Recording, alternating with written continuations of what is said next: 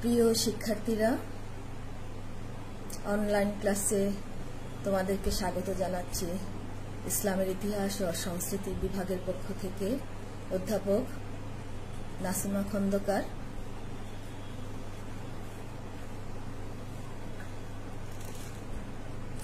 কেমন আছো তোমরা? নিশ্চয়ই আল্লাহর অশেষ রহমতে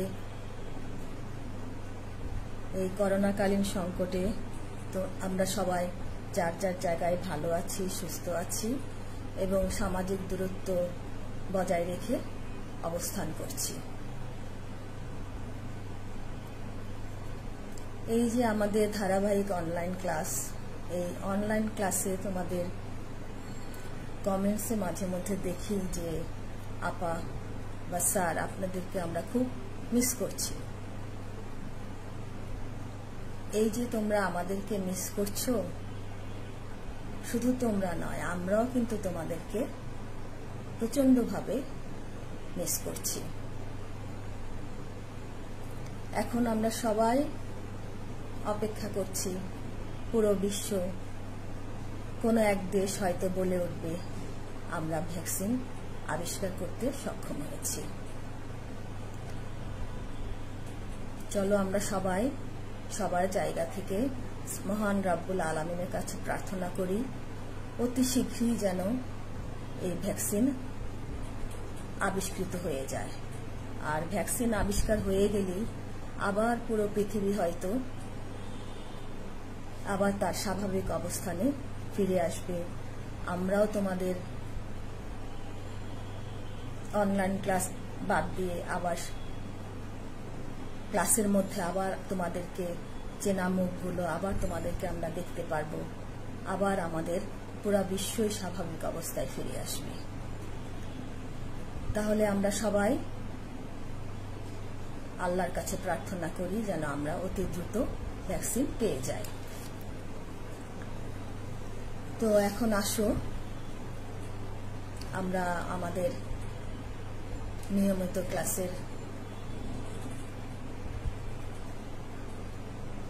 বরাবরের মতো আমি বলতে চাই যে আমি প্রতিদিনই অনলাইন ক্লাসে তোমাদেরকে বলে থাকি যে বিষয় কোড, আমাদের বিষয় কোড কত, সেটা হচ্ছে 31-1603 আর শিরোনাম হচ্ছে বাংলার সামাজিক, সাংস্কৃতিক, অর্থনৈতিক ইতিহাস 1200 থেকে 1765। এই যে অনলাইন ক্লাসে আমি তোমাদেরকে প্রতিনিয়ত বলি বিষয় কোড আর শিরোনাম, এটা বলার উদ্দেশ্য হচ্ছে যে আমাদের কিন্তু ভাইবাও থাকবে। এই ভাইবাতে আমাদের এগুলো প্রশ্ন আসে, শিরোনাম, বিষয় কোড। এখন এটার আমরা সবাই প্রায় কম বেশি সবাই মুখস্থ করে ফেলেছি, ঠিক আছে? তো এখন আসো আমরা আজকে আমাদের মূল টপিকে চলে যাই। আমাদের আজকের টপিক হচ্ছে ইবনে বতুতা, যার জন্ম হচ্ছে 1304 আর মৃত্যু হচ্ছে 1378 খ্রিস্টাব্দ।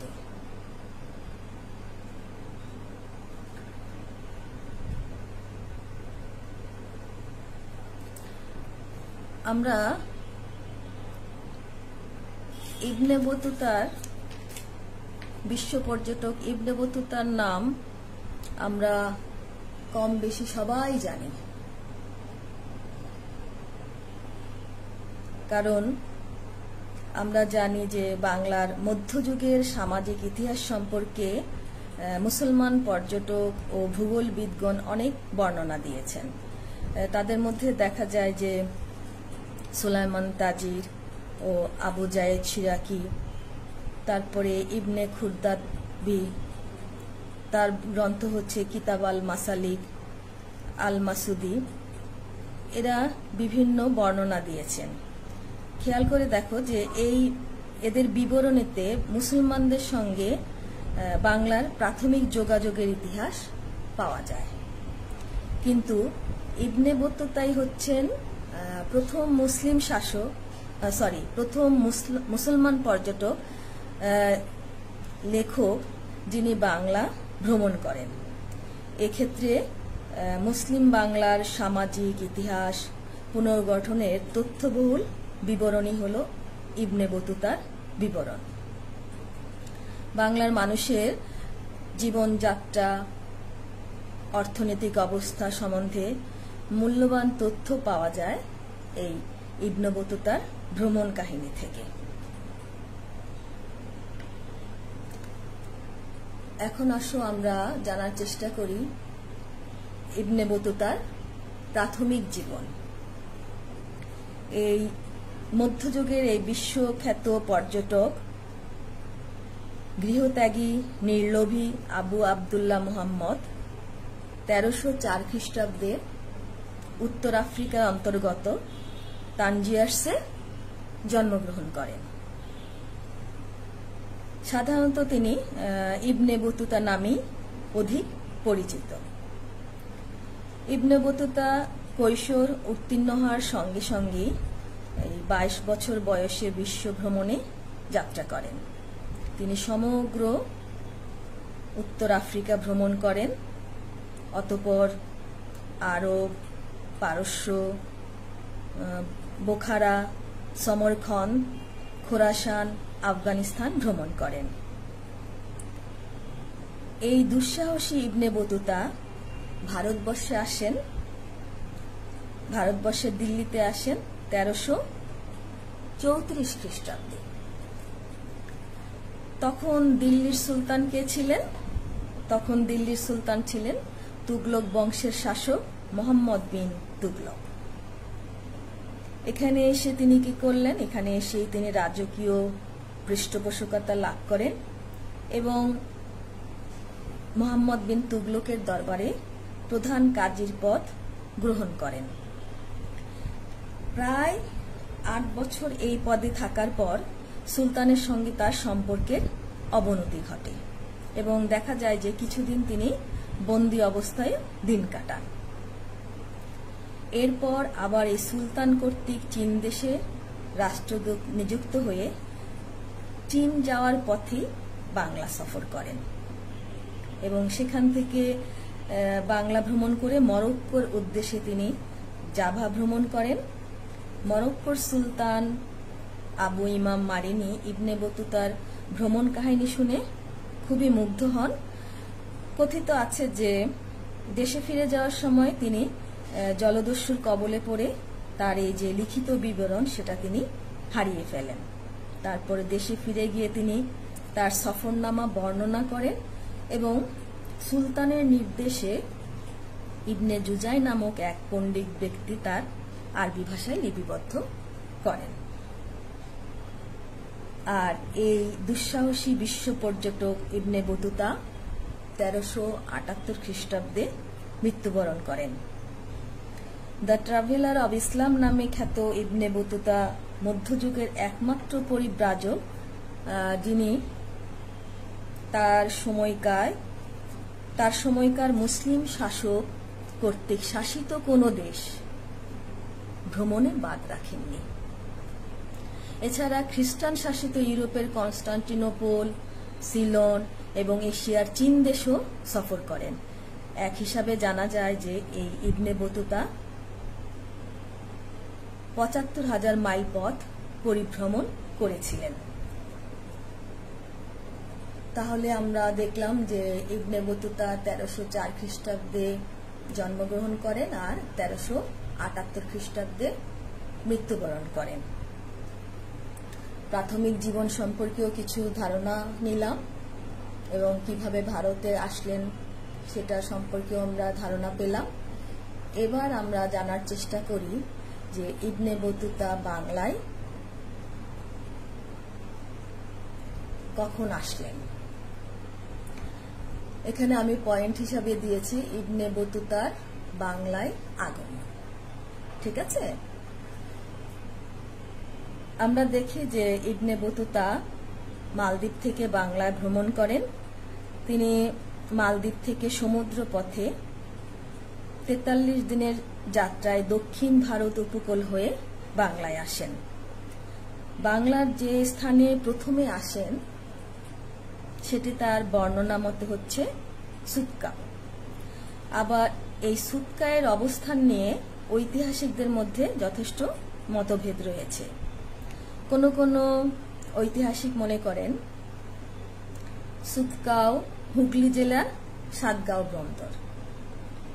আবার ডক্টর আব্দুল করিম তার বাংলার ইতিহাসে সুলতানি আমল গ্রন্থে সুতকাও ও চট্টগ্রাম অভিন্ন বলে মনে করেন। অতএব তিনি চট্টগ্রাম বন্দর দিয়ে বাংলায় প্রবেশ করেন এবং সোনারগাঁও এসে কিছুদিন অবস্থান করেন। তিনি সোনারগাঁও শহরকেও সুনরগাঁও উল্লেখ করেছেন। সে সময় সোনারগাঁয়ের রাজধানী স্থাপন করে রাজত্ব করছিলেন ফখরুদ্দিন মোবারক শাহ এবং সেখান থেকে তিনি ইবনে বতুতা সিলেটে অবস্থানরত যে সুফি উলেমা হযরত শেখ শাহজালালের উদ্দেশ্যে গমন করেন। আবার দেখা যায় যে সিলেটে কয়েকদিন অবস্থান করে তিনি আবার সোনারগাঁয়ে ফিরে আসেন এবং জাভার উদ্দেশ্যে সোনারগাঁও বন্দর থেকে চীনা একটি জাহাজে করে বাংলা ত্যাগ করেন।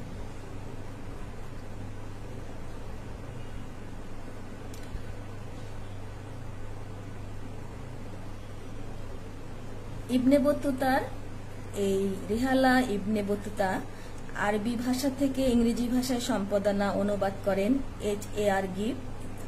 ইংরেজি ভাষা থেকে ইবনে বতুতার সফরনামা গ্রন্থেই বাংলাদেশের তৎকালীন রাজনৈতিক, অর্থনৈতিক এবং সামাজিক অবস্থা সম্পর্কে অবগত হওয়া যায়।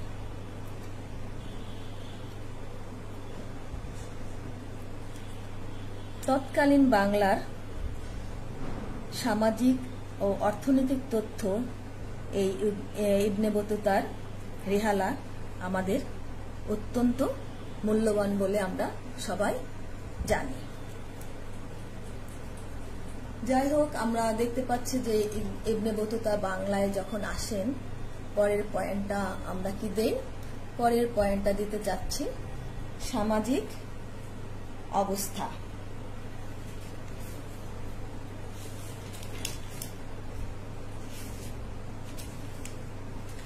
সামাজিক অবস্থায় আমরা দেখি যে ইবনে বতুতার সামাজিক অবস্থায় আমরা দেখতে চাই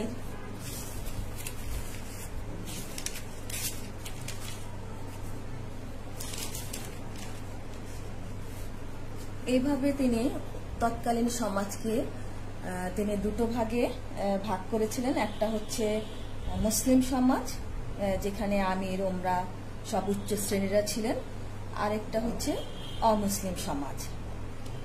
আর অমুসলিম সমাজে বেশিরভাগই ছিল হিন্দু শ্রেণী। এই হিন্দু শ্রেণীদের মধ্যেও আবার অনেক শ্রেণী বিভাগ ছিল।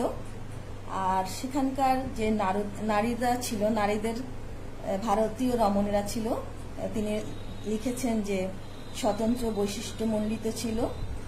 আর হিন্দু মুসলিম সমাজে নারী পুরুষেরা উভয়ই পুরুষের উপর নির্ভরশীল ছিল। নারীরা, হিন্দু মুসলিম সমাজের নারীরা পুরুষের উপর নির্ভরশীল ছিল। আর সম্ভ্রান্ত পরিবারের নারীদের মধ্যে শিক্ষা ও শিল্পচর্চার রীতি প্রচলিত ছিল। আবার সেখানে দেখা যায় যে সমাজে কৃতদাস প্রথা ছিল, সতীদাহ প্রথা ছিল। সে সময় হাটবাজারে কৃতদাস কেনা বেচা হতো। আর সুলতান ও অভিজাতদের অধীনেও বহু কৃতদাস ছিল। ইবনে বতুতা যখন বাংলায় আসেন তখন তিনি নিজেই বাংলায় কৃতদাসদের হাট দেখেন এবং নিজের জন্য মাত্র 1 স্বর্ণ দিনারে এক সুন্দরী দাসী ক্রয় করেছিলেন। আবার সমাজে দেখা যায় যে বিশেষ করে হিন্দু সমাজে উচ্চ বর্ণের মধ্যে সতীদাহ প্রথা প্রচলিত ছিল। স্বামীর সাথে মৃত্যুর পর স্ত্রীর স্বামীর সাথে চিতায় যাওয়া ছিল একটি প্রশংসনীয় কাজ, কিন্তু তা বাধ্যতামূলক ছিল না, বরং একে স্বামী স্ত্রী দেহ ও মনের পূর্ণাঙ্গ মিলনের চূড়ান্ত হিসাবে ধরা হতো। আবার পর্দা আর বিবাহ প্রথা হিন্দু মুসলিম উভয় সমাজেই প্রচলিত ছিল। দেখা যায় যে বিবাহ দেওয়ার নির্দিষ্ট সময় না থাকলেও তারা সন্তানদের অল্প বয়সে বিয়ে দেওয়ার পক্ষপাতী ছিলেন। আবার হিন্দুদের মাঝে কৌলিন্য প্রথা ছিল। বিবাহের সাথে সাথে পারিবারিক মর্যাদা, মানে ঐতিহ্য, বংশ, কৌলিন্য এগুলো জড়িত ছিল। আর ওই সময় সমাজে দেখা যায় যে মুসলিম শাসকগণ হিন্দুদের সাথে ভালো ব্যবহার করতেন, তবে তাদেরকে জিজিয়া প্রদান করা হতো। ডক্টর আব্দুল করিম বলেন যে ইবনে বতুতা হিন্দু অমুসলিমদের জিম্মি হিসাবে উপস্থাপন করেছেন। তাদের উৎপন্ন ফসলের অর্ধেক রাজস্ব দিতে হতো এবং অন্যান্য করও দিতে হতো। তারপরে সামাজিক, এই ছিল মোটামুটি তাদের সামাজিক অবস্থা। সামাজিক অবস্থার পরে আমরা দিতে যাচ্ছি রাজনৈতিক অবস্থা।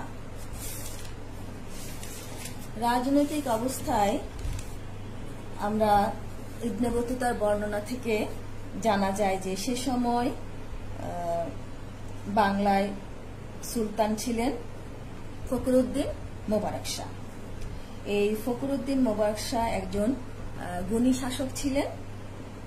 সুলতান ফখরুদ্দিন দেখা যায় যে বিদেশিদের বিশেষ সমাদর করতেন এবং ফকির সাইদা নামে এক প্রতিনিধি, যাকে তিনি চট্টগ্রামে নিয়োগ দিয়েছিলেন, কিন্তু বিদ্রোহের অপরাধে তাকে আবার প্রাণদণ্ড দেওয়া হয়েছিল। আর ওদিকে ফখরুদ্দিন যে দিল্লির সুলতানের বিরুদ্ধে বিদ্রোহ করেছিলেন তার কথাও কিন্তু ইবনে বতুতার রেহালায় লিখিত আছে। তবে তিনি বলেছেন যে ফখরুদ্দিন মোবারক শাহ একজন সুশাসক ছিলেন আর তার শক্তি কেন্দ্র বা রাজধানী ছিল সোনারগাঁও। কারণ দেখা যায় যে ফখরুদ্দিনের আমলে যতগুলো মুদ্রা এই পর্যন্ত পাওয়া গিয়েছে তাদের সবগুলোই সোনারগাঁয়ের মুদ্রাশালায় মুদ্রিত হয়েছিল। ইবনে বতুতা তার বর্ণনায় ফখরুদ্দিনকে বঙ্গ বা বাংলার সুলতান বলে উল্লেখ করেছেন। আর এদিকে তিনি বাংলা বলতে পূর্ববঙ্গকেই বুঝিয়েছেন এবং এই অঞ্চলের রাজধানী ছিল সোনারগাঁও। আর দেখা যায় যে পীর দরবেশদের প্রতিও ইবনে বতুতার যথেষ্ট শ্রদ্ধা ছিল।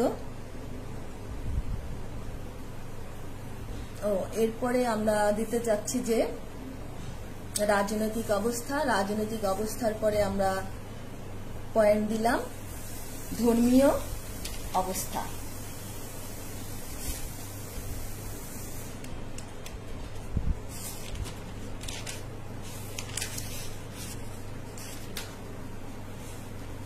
ধর্মীয় অবস্থায় আমরা দেখি যে হিন্দু ও মুসলমান দুই শ্রেণীর তারা সবাই তাদের ধর্মীয় ক্রিয়াকলাপ এবং উৎসবাদিতি সুন্দরভাবে পালন করতেন। মুসলমানরা কি করতেন? মুসলমানরা ঈদ, মহরম, শবে বরাত, ওরস প্রভৃতি উৎসব পালন করতেন। আর হিন্দুরা কি করতেন? হিন্দুরা বিভিন্ন দেবদেবীর পূজা যেমন দুর্গা পূজা, গঙ্গা স্থান, হোলি, দেওয়ালি এগুলি পালন করতেন এবং সরকারিভাবে নওরোজ উৎসব এবং রাজকীয় কিছু উৎসব পালিত হতো। সরকারি উৎসব সময়ের মধ্যেই দেখা যাচ্ছে যে গান বাজনা, নৃত্য, জাদু এগুলি পরিবেশিত হতো। আর মুসলমানদের সময়ে ওই ধর্মীয় ব্যবস্থায় আমরা দেখতে পাই যে তার বর্ণনা অনুযায়ী ভারতবর্ষে তখন ব্যাপক সুফি দরবেশদের আগমন ঘটেছিল। শাসকরা কি করতেন? এই সুফি দরবেশদেরকে অত্যন্ত শ্রদ্ধা ও সম্মান করতেন। আর নৌকায় এই সুফি দরবেশরা যাতায়াত করলে তাদের ভাড়া দিতে হতো না। এমনকি তাদের যে খাবার, বাসস্থান এগুলো সবকিছু সরকারিভাবে করা হতো। উপরন্তু কোনো সুফি ফকির কোনো শহরে প্রবেশ করলে দেখা যায় তাদের আরো আনা অর্থাৎ টাকা প্রদান করা হতো।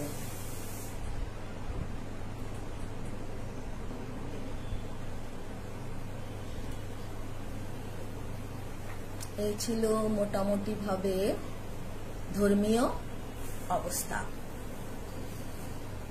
ধর্মীয় অবস্থার পরে আমরা পয়েন্ট কি দিলাম দেখো তো, আমরা পয়েন্ট দিলাম অর্থনৈতিক অবস্থা।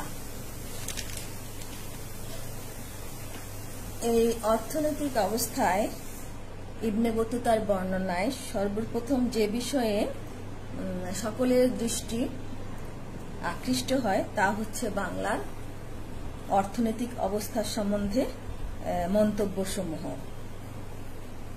বঙ্গের বা বাংলার শস্যের প্রাচুর্য এবং স্বল্প মূল্যে ইবনে বতুতাকে বিস্মিত করেছিল। বঙ্গের জনগণের শান্তি ও স্বাচ্ছন্দ্যের কথা ইবনে বতুতা তার ভ্রমণ বৃত্তান্তে উল্লেখ করেছেন। তিনি বিশ্বের অনেক দেশ ভ্রমণ করেছেন, কিন্তু বঙ্গের মধ্যে এমন প্রাচুর্যশালী দেশ এবং নিত্য প্রয়োজনীয় দ্রব্যাদির এত স্বল্প মূল্য আর কোথাও দেখেননি। তিনি বলেন যে একটি স্বর্ণ দিনার ছিল তৎকালীন সময়ে রৌপ্য দিনারের সমান, একটি স্বর্ণ দিনার ছিল 10টি রৌপ্য দিনারের সমান, আর একটি 8 দিরহামের সমান, অর্থাৎ বর্তমান 1 টাকার সমান।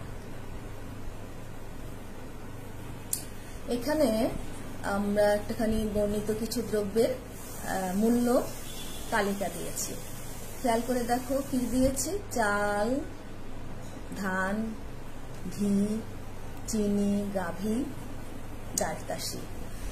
এই চাল 8 মণ চাল কিনলে, আনুমানিক 8 মণ চাল কিনলে সেই সময় পাওয়া যেত 60 টাকা দিয়ে। ধান 28 মণ পাওয়া যেত 60 টাকা দিয়ে। আর ঘি 15 সের, সেটা পাওয়া যেত 3.5 টাকা দিয়ে। চিনি 14 সের, সেটা পাওয়া যেত 3.5 টাকা দিয়ে। তবে গাভী বা মহিষ একটি, খেয়াল করে দেখো, গাভী বা মহিষ একটি পাওয়া যেত 3 টাকা দিয়ে। তারপরে সে সময় আমরা জেনেছি যে দাসদাসী ছিল, তিনি নিজেই দাস ক্রয় করেছিলেন, দাসী ক্রয় করেছিলেন। দাস বালিকা একটির দাম ছিল 7 টাকা, আর দাস বালক একজনের দাম ছিল 14 টাকা। এই যে বর্ণিত যে দ্রব্যের মূল্য তালিকাটা দেওয়া হয়েছে, এটা ছিল 1946 সালে তিনি প্রণয়ন করেছিলেন।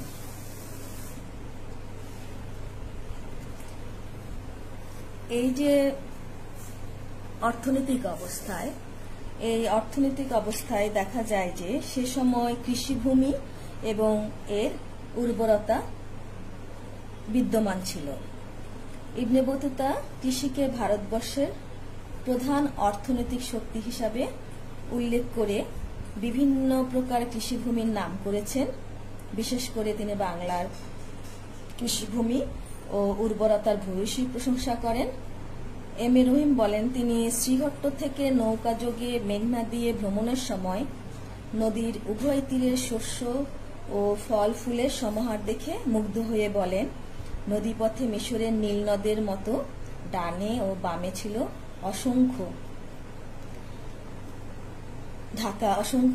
উদ্যানরাজি ও গ্রামের পর গ্রাম।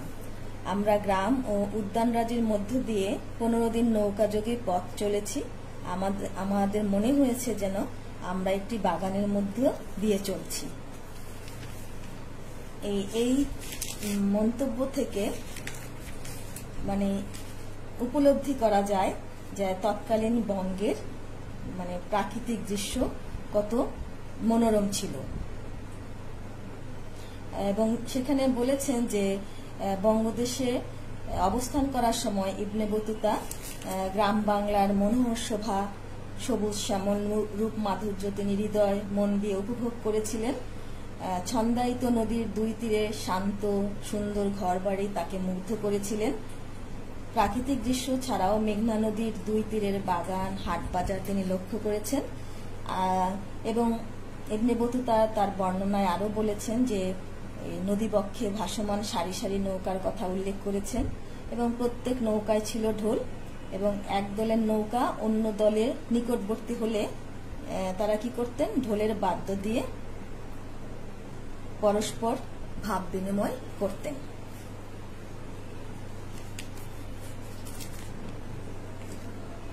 এখান থেকে এই অর্থ মানে নদীপথের মাধ্যমেও আমরা কিছু বাংলা প্রাকৃতিক অবস্থা সম্পর্কে জানার চেষ্টা করলাম।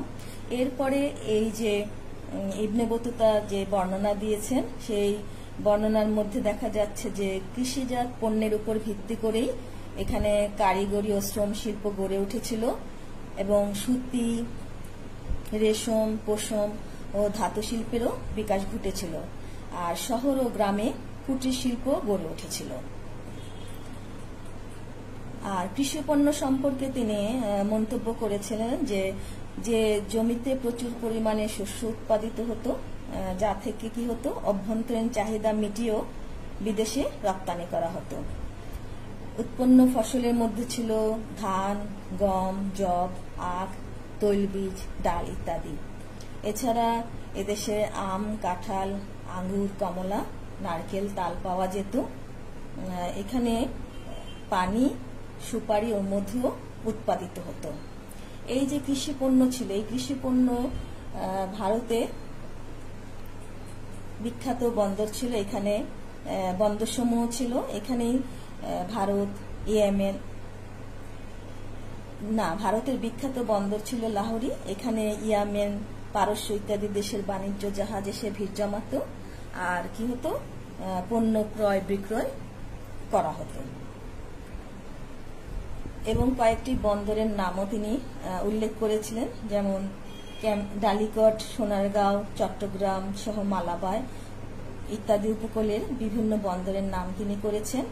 আর এই সমস্ত বন্দরে পণ্য বেচা কেনার জন্য বাজার বসত এবং ব্যবসায়ীরা, ক্ষুদ্র উৎপাদক ও কৃষকরা তাদের উৎপাদিত পণ্য এসব বাজারে এনে কেনাবেচা করত। এবং এ সময় দেখা যায় যে ভারতবর্ষের বাণিজ্যের একটা বড় অংশ হতো নৌ বাণিজ্যের মাধ্যমে পরিচালিত হতো এবং তিনি চট্টগ্রাম, সোনারগাঁও, ডালিকট সহ বিভিন্ন বন্দরে নৌকা ও জাহাজে পণ্য আনা নেওয়া, ক্রয় বিক্রয় এগুলো তিনি দেখেছেন। এবং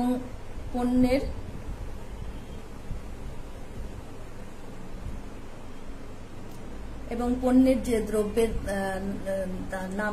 দাম ছিল ওগুলো আমি তোমাদের বোর্ডে কিছু তালিকা দিয়েছি। এই পণ্যগুলো আবার কোন কোন যানবাহনের মাধ্যমে পাওয়া যেত সেটা দেখা যাচ্ছে যে এখানকার অর্থাৎ ইবনে বতুতার বর্ণনার মতে এই যানবাহন ছিল অধিবাসীরা নদীপথে চলাচলের জন্য নৌকা, ব্যবসায়ের জন্য ছোট বড় জাহাজ ব্যবহার করত। আর স্থলপথের প্রধান বাহন ছিল, খেয়াল করে দেখো, স্থলপথের প্রধান বাহন ছিল ঘোড়া, পালকি, উট, গাধা। আবার স্থলপথে মানুষের কাঁধেও দ্রব্য বহন করতে তিনি দেখেছেন।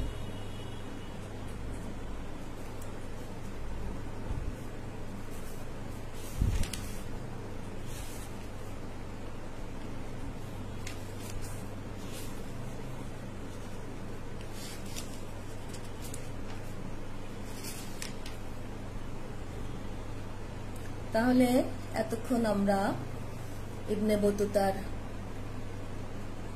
আফ্রিকার অধিবাসী, সে কিভাবে ভারতবর্ষে আসলেন, ভারতবর্ষে এসে মোহাম্মদ বিন তুগলকের সময় কাজীর পদ 8 বছর ধরে ছিলেন, তারপর সেখান থেকে আবার তিনি চীনে যাচ্ছিলেন, চীনে যাওয়ার পথে আবার বাংলায় আগমন করলেন এবং বাংলায় আসার পথে তিনি বাংলার যে সামাজিক, রাজনৈতিক, ধর্মীয়, অর্থনৈতিক অবস্থা তিনি তার বিখ্যাত গ্রন্থ রিহালায় লিপিবদ্ধ করেছিলেন। সেই গ্রন্থের বর্ণনা অনুযায়ী আমরা কিছুটা ধারণা নিলাম। আশা করি তোমরা মোটামুটি একটা বুঝতে পেরেছ। এখন সব সময়ের মতো যেভাবে বলি যে এবার তোমরা প্রশ্নটা লিখে নাও। বলছি বাড়ির কাজ বা অ্যাসাইনমেন্ট, সেটা হচ্ছে ইবনে বতুতার রিহালার আলোকে মুসলিম বাংলার আর্থ সামাজিক অবস্থা সংক্ষেপে আলোচনা করো। আবারও বলছি, ইবনে বতুতার রিহালার আলোকে মুসলিম বাংলার আর্থ সামাজিক অবস্থা সংক্ষেপে আলোচনা করো। ঠিক আছে?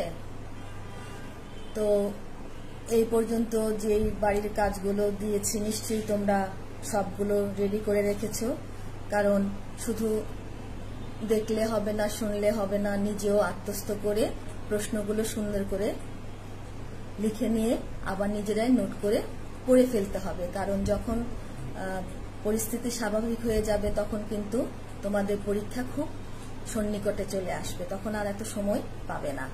তাই যখন যেটা আমরা পড়াচ্ছি সেটা তোমরা অবশ্যই মুখস্থ করে রাখবে, নোট তৈরি করবে সুন্দরভাবে। আবার যখন আমাদের কলেজ খুলবে তখন এই নোটগুলো আমাদের কাছে জমা দিবে। তো আমরা ক্লাসের প্রায় শেষ পর্যায়ে চলে এসেছি। তো আমরা যাওয়ার আগে আমরা বলছি সবাই যে যেখানে আছে আমরা সবাই ভালো থাকি, সুস্থ থাকি। আবার দেখা হবে তোমাদের সাথে নেক্সট ক্লাসে অন্য কোনো একটা টপিক নিয়ে। সেই পর্যন্ত সুন্দর করোনা মুক্ত বিশ্বের প্রত্যাশায় আমরা আজকের মতো এখানে অনলাইন ক্লাস আমি শেষ করছি। আল্লাহ হাফেজ।